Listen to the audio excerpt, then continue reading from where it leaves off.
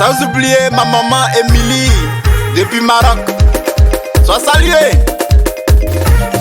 C'est Donald le Congolais encore de retour. A faire point, non?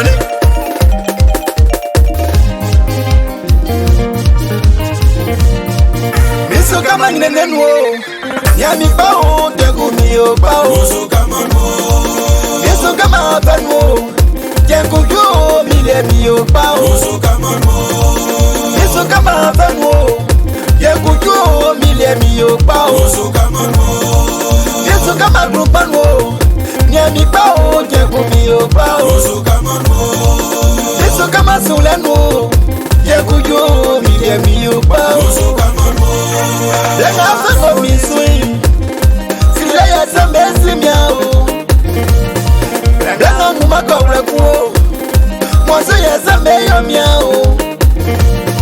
Lenga nguma bao, kokumbesi mandu magu. Lenga nguma fenwo, kokumbe rafimi dumanyo. Miso kama ngalenwo, yekujo milemi yo pao.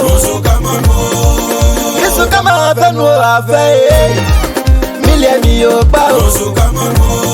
Misile sami Congolais samie aye Yesu kama no. Yesu kama sulenwo beni ekwa Yesu kama no.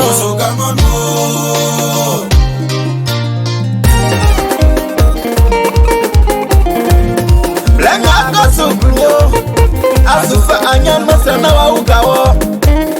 Kebesega wanya juma keng Kakwa bafwe bason o. Lenga tiwa fiemon asufe amu masan fiao. Kebesega wafiemwa yopan Kakunya bafwe bason o.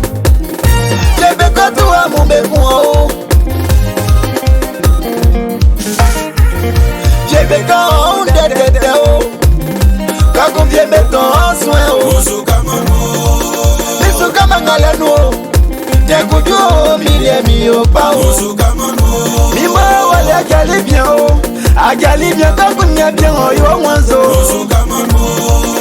Asu kama ngaleno, mwanzo ele asu kama no. Sanje mumba falele, beasuo, bewume yo wewo. Ye, nglola nyanye, osuye bafabe roba kwa o. Kamano, ye kunile ni o pao.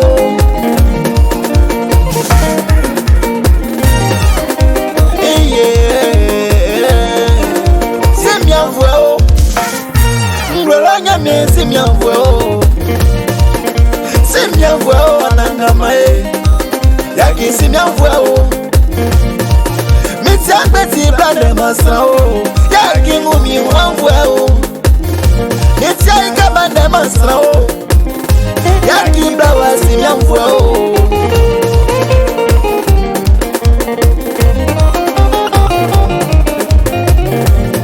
Sani sa kwango lana, jemo si mokwa kusasani o. Mesu kuda mambe umebole o, kwaku mbrekwe nyabekwe o. Jebeto osobe se ganyo, avali sasa kuna sikaswo. Yemeka bese kanyo Kwaku atili bayeno Mingile ibanu we mae Mimwa sukamano Misu kama sulano Lekujo milemi yo pao